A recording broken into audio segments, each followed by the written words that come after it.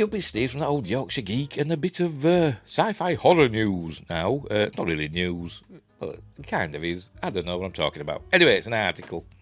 This is from Looper. It's about The Thing. Not John Carpenter's classic The Thing. The remake / prequel from, I don't know, was it 2011? I can't remember. It'll say in this article, I imagine. As usual, links in the description. Oh, I'm all fingers and thumbs today, and blah, blah, blah, like that. You know, as usual. Links in the description. And don't forget, like and subscribe, share the videos, drop a comment, hit the notification bell if you're subscribed already. I'm also on Rumble and Spotify and Amazon Music Podcasts and Google Podcasts. And Facebook, Instagram and Twitter. Hey, links in the description, as are links to my 2 books. Silent Predator, a short horror novella, Mercury Rapids, a light-hearted sci-fi action-adventure. They're on Amazon, Kindle and paperback. Kindle's cheaper, obviously. Just a bit of fun. Right, let's get this article up. This is from Looper. Not the crappy film. Actually, no, it's not crappy. I just say that because it's Ryan Johnson. But I didn't actually like it that much. I saw it the first time I saw it. I thought, yeah, we're all right. And I thought, I'll watch it again. In the run-up to The Last Jedi coming out, I thought, I will catch up on Ryan Johnson's work and see what it's like. So I started watching, is it Brick? Didn't like that. Turned that off. Didn't get very far into that. Then I watched Looper. I watched all of that and I thought, not as good as I remembered it to be. Remember, this is before The Last Jedi came out. And then I'd been watching Breaking Bad, but I'd been watching that anyway. And somebody pointed out that he directed, I think, 2 episodes of that. I can't remember the other episode, but the one that sticks in my mind is that one about the fly. And they were saying that was an amazing episode, the best ever episode of Breaking Bad. And I thought, hey, it was my least favourite episode. I hated it. I thought it was garbage. But anyway, and then Last Jedi came out, and we all know what happened there. That was rubbish. Why am I talking about Ryan Johnson? Oh, my Looper, that's... This is on the website Looper. I went off on a tangent then, didn't I? Anyway, right, the sci-fi horror flop defying odds and killing it on Netflix. This is probably Netflix in America, to be honest, because I don't even know if this is on Netflix in the UK. Shall we have a look? Let's have a look. I won't show you. I won't show you my Netflix. What's in my list, because there's all sorts. It's Star Trek, basically. It's Star Trek. Netflix. Right, let's have a look. When you're ready. I'll sign in. There we go. Shush! I hate that and all. Bloody Netflix playing stuff is annoying. The Thing. No, it's not on Netflix in the UK. Neither of the things are. Not according to this list, anyway. So it's obviously Netflix in America, but never mind. Let's continue. There we go. Sci-fi horror flop defying odds and killing it on Netflix. And there's Joel Edgerton. Yes. Who's a really good actor, and he's actually good in this film. I didn't mind it, to be honest. This remake of The Thing. But there he is in that. Obviously, Uncle Owen from the Star Wars prequels. Anyway, though some movies may not fare well during their tenure as a theatrical release, there's always a chance for a movie to gain a new viewership when it comes to streaming services. Coughing up the amount of money required to see a film typically makes some audiences Coughing up the amount of money required to see a film, typically makes some audiences apprehensive.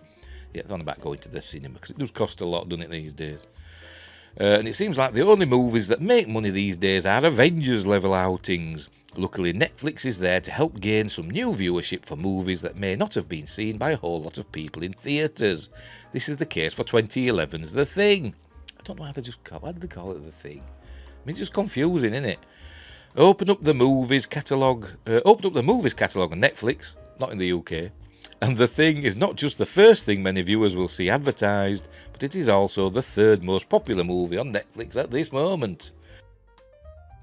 As a prequel/remake of 1982's The Thing, aka John Carpenter's The Thing, the 2011 movie features the familiar and terrifying story of an isolated research centre located in Antarctica, starring Joel Edgerton and Mary Elizabeth Winstead, Adewale Akinnuoye Agbaje, and Ulrich Thompson. The Thing seemed like it would be an absolute slam dunk as a new iteration of the beloved sci-fi science fiction classic.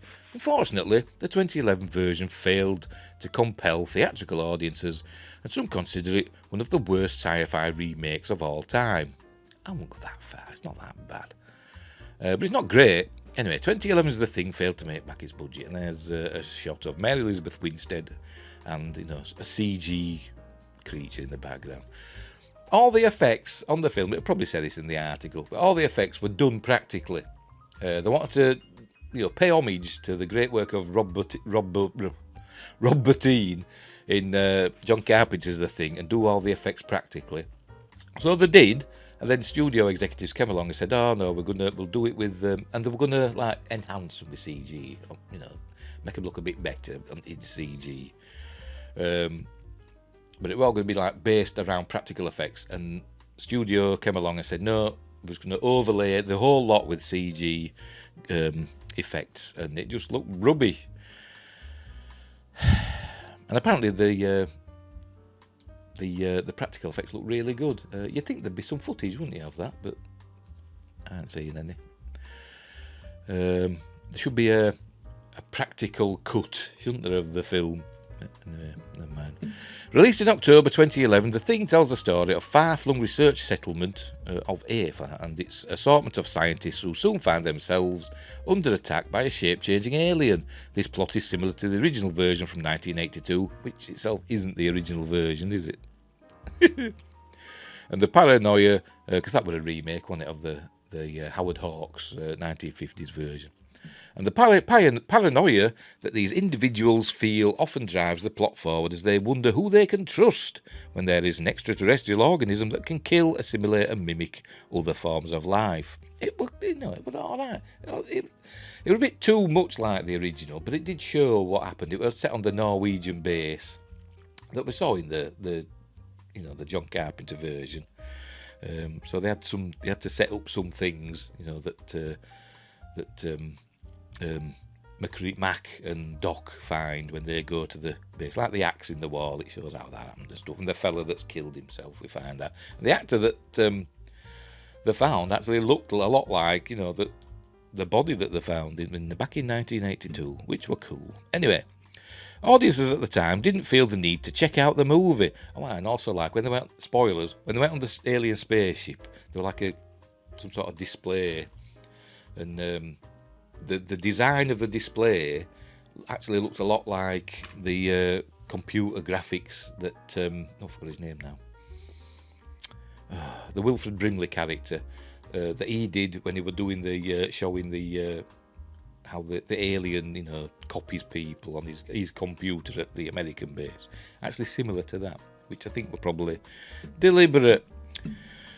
Where were we? Audiences at the time didn't feel the need to check out the movie, and the film missed the mark at the box office. The Thing was created for $38 million, which isn't a lot really. But the movie failed to break even, generating just shy of $17 million in the United States and $10.5 million in international markets, so it didn't even make back its budget. And then you've marketing on top of that, and the cut that the studio and the theatres share from the ticket price, the ticket sales. Besides just failing to make money, The Thing received a middling reception, with Rotten Tomatoes showing that the movie has a 34% critic score and a 42% audience score. I think that's a little bit unfair. It's not that bad. Well, I don't think either, anyway.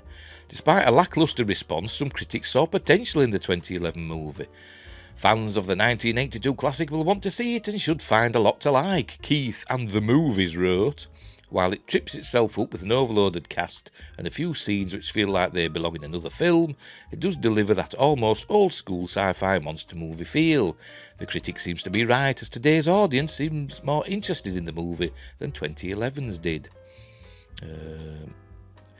Although 2011's The Thing failed to garner a lot of attention during its original run, it is dominating Netflix at the moment.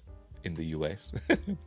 Perhaps audiences were simply waiting for an opportune time to watch the movie, as the original The Thing is considered a classic, and it is. Now that 2011's version is just a click away, it seems like viewers are giving this movie another chance, even though there are major changes from the original source material.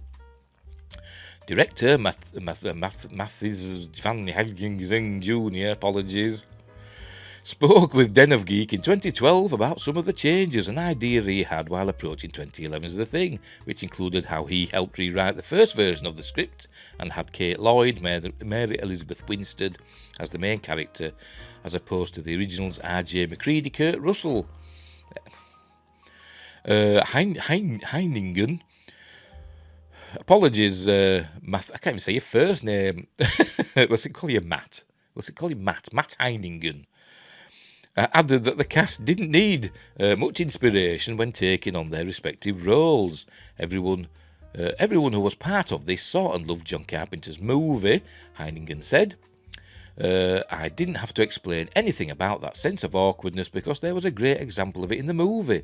We saw the movie all together before we started, so it all felt very natural. It was already familiar to everybody. The similarities to the original film, as well as the difference, seem to finally have been embraced thanks to Netflix. It's not bad, it's not a bad film. Like I say, it's a shame that they messed up the effects, because some of them do look really ropey, the CG. First time you see an alien appear, he's on like a helicopter, and this fella's face splits in half, and it does look poo. If they'd done it practically, it might look poo practically, but at least they'd have said, well, at least they've had a go, on set, in camera. I mean, people like stuff like that, because they always dismiss CG, don't they, the general public, and say, oh, it's just CG, even though CG is really hard to do. And, sometimes as hard as a practical effect, in terms of hours put into it. But on-set, in-camera effects are always, an audience always likes them better, doesn't it? But what else happened in the film that were good? That, as I said, it was nice how they matched it in with what were going to come in John Carpenter's The Thing.